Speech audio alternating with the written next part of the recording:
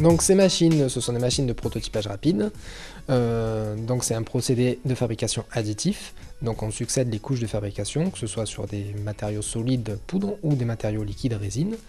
Donc on dispose des deux technologies et ça nous permet donc de fabriquer des pièces très techniques sans l'utilité de fabriquer un moule d'injection ou de travailler sur l'usinage numérique.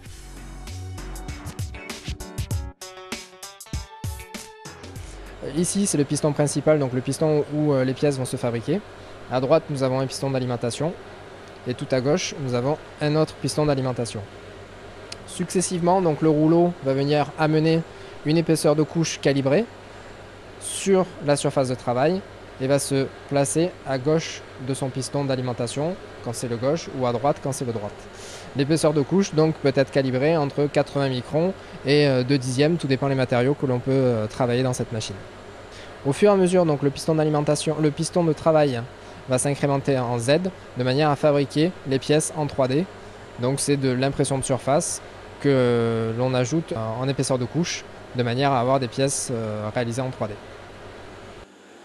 Le plus gros atout, donc, c'est un gain de temps par rapport à des technologies beaucoup plus classiques comme l'usinage ou l'injection.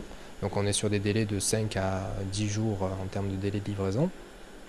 Donc forcément un gain d'argent dans le développement d'un projet si on part sur une pièce prototype et sur des pièces fonctionnelles, donc sur l'intégration de fonctions avancées in situ dans la pièce et dans la CAO de la pièce. À titre d'exemple, on peut présenter le bateau dans la bouteille, qui est une pièce très complexe à fabriquer pour le commun des mortels.